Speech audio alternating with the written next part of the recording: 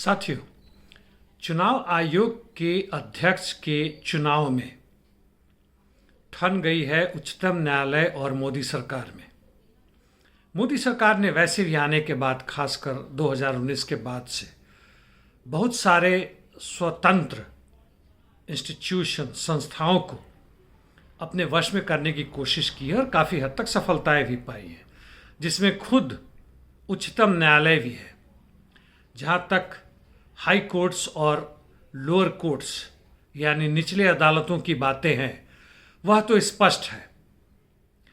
और उच्चतम न्यायालय में यदि मुख्य न्यायाधीश को छोड़ दे, चीफ जस्टिस को छोड़ दे, तो उसमें भी कमोबेश मोदी सरकार की उसके ऊपर गिरफ्त है, कहीं ज़्यादा कहीं कम, वो अलग बात है।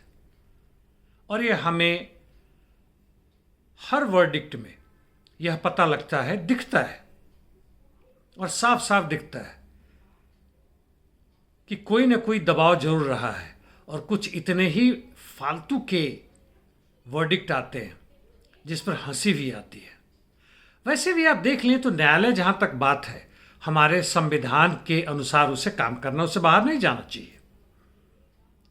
और संविधान उन्हें इजाजत नहीं देता कि वह देश के मजदूर वर्ग और किसानों की सत्ता को स्थापित करने की इजाजत दें या उसको आगे बढ़ाएं। यह बहुत स्पष्ट है। उच्चतम न्यायालय के न्यायाधीशों ने पहले भी कहा है कि पूंजीपति मुनाफा नहीं कमाएंगे तो वो कैसे चलेंगे, वह देश को कैसे चलाएंगे। यह उनका न्यायिक अधिकार है, संवैधानिक अधिकार है, माफ कीजिएगा। तो यह संविधान की व्याख्या सही या गलत हो, लेकिन संविधान जो है वह निजी पूंजी के अधिकार को सही मानता है, जो देश के 1% से कम लोगों के हाथ में, 0.1% के भी हाथ से, उससे भी कम लोगों के पास है। तो पहले उच्चतम न्यायालय ने कहा था कि चुनाव आयोग के अध्यक्ष के चुनाव के लिए 3 लोगों की कमेटी होगी। एक, उसमें उच्चतम न्यायालय के चीफ जस्टिस होंगे, दूसरे प्रधानमंत्री होंगे और तीसरे विपक्ष के, या जो सबसे बड़ा विपक्ष है, उसके नेता होंगे। यानी यहां पे नरेंद्र मोदी अल्पमत में पड़ जाते, 3 में से वो अकेले पड़ते। विपक्ष तो उनका विपक्ष करता ही करता है, न्यायालय के ऊपर निर्भर करता है कि कौन है। और अब एक नया संशोधन ला रहे हैं मोदी सरकार, वह बहुत ही फेमस है इसमें, जो उनके पक्ष में नहीं है उसके खिलाफ संशोधन या कुछ नए कानून बना दे, और संविधान इसकी इजाजत देता है।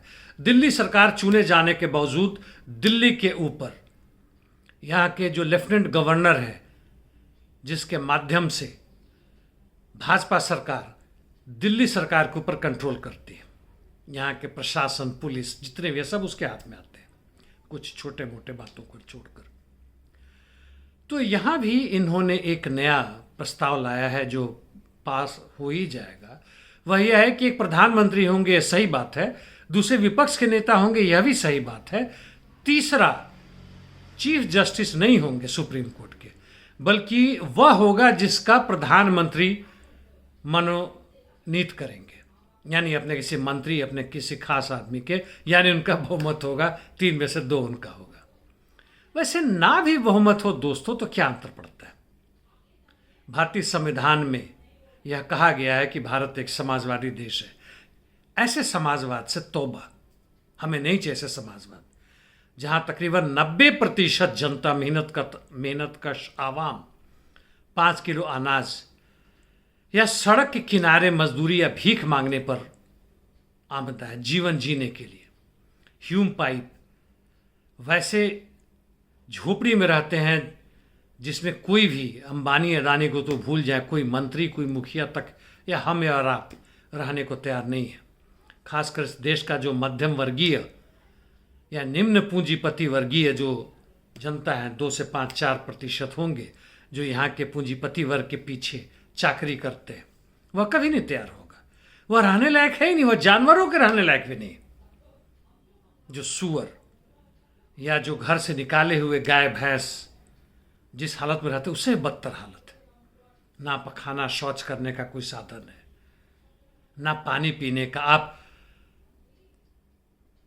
वडोदरा वहाँ चले जाइए जहाँ गांधी का वो आश्रम है, उसके थोड़े 500 मीटर पे आगे चले जाएं तो देखेंगे कि मुख्य सड़क से, जहाँ जब ट्रंप आए थे तो दोनों तरफ से कनात वो लगा दिया गया था, वो घेर दिया गया था ताकि उसको नज़र ना आए।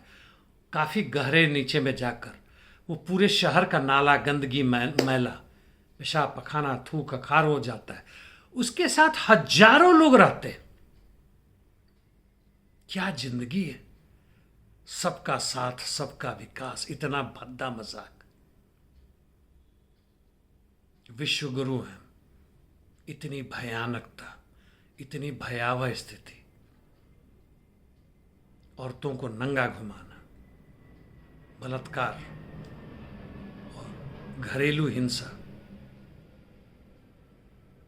जेल में इन न्यायालय के रहते हुए भी बिना मुकदमा शुरू हुए 2-2 साल से लोग अंदर पड़े, हजारों नहीं लाखों की संख्या। छोटे छोटे जो लड़के भी हैं 20 साल 22 साल 25 साल, रेलवे स्टेशन पे जो भूंजा बेचते हैं, दातुन बेचते हैं जिंदगी बसर करने के लिए, और कुछ पैसा रेलवे प्रोटेक्शन फोर्स को ना देते हुए उठा के लाद दिया और वो जेल में, जेल का काम कर रहे हैं। उसे जेल के अधिकारी, जेल मंत्री को बहुत फायदा होता है, आपको मालूम है। पर व्यक्ति के पर करीब 300 रुपया दिया जाता है, सारा काम वही करते हैं, अंदर से काम करके कुछ उत्पादन भी करते हैं जिनको बेचकर जेल अधिकारी पैसे कमाते हैं। 300 उसी के आसपास कुछ होगा प्रतिदिन, उसमें से 50 और 100 रुपया इनके खर्च पड़ते होंगे। ये हालत है। यह है आज का पूंजीवाद और यह है दशा आज के मजदूर वर्ग की। और हम तमाशा कर रहे हैं कि इलेक्शन कमीशन का चुनाव कौन करेगा, वो कोई भी हो। कुछ लोग कहते हैं कि नहीं भाई, जब बैलेट पेपर से चुनाव होना शुरू होगा तो हमारे यहाँ प्रजातंत्र की बहाली हो जाएगी, हमारे बड़े अच्छे दिन हो जाएंगे। जैसे हम भूल चुके हैं कि ईवीएम के पहले बैलेट पेपर ही होता था। अभी कल ही कुछ आ रहा था ई रिक्शा में, कहा कि नहीं नहीं सर, पहले इतनी धांधली नहीं होती थी। यानी धांधली का पैमाना है, कम हो तो प्रजातंत्र है, ज़्यादा हो तो फांसीवाद है या तानाशाही है पूंजीपति वर्ग की। इसको खत्म करने की इच्छा, चूंकि उस क्रांतिकारी विचारधारा से हम बहुत दूर हैं, जहां से हम पूंजीवाद को समाजवाद में, वैज्ञानिक समाजवाद में बदल सकते हैं, जहां मजदूर वर्ग की सत्ता हो और एक आदमी का दूसरे आदमी को अपने अंदर रखना वेतन पे, वह खत्म कर दिया जाएगा। जी हाँ, 100% जहां रोजगार दिया जा सकेगा, ऐसा हो चुका है दुनिया में। ढूंढना, थोड़ा ज्यादा ढूंढने की जरूरत नहीं है,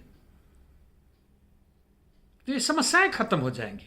एक अलग से एक वो बना के जज बैठे हुए, सब लोग सर कर रहे हैं। मंत्री एमएलए के घर में यदि बड़ी मुश्किल से पहुंच जाए तो उनका दफ्तर अलग है, घर अलग है, बड़े आलीशान में हैं। आप आवेदन डालते हैं, वो साइन करता है, उठा के फेंक देता है, और आप सोचते हैं, और आपको किस चीज का नशा दिया जा रहा है?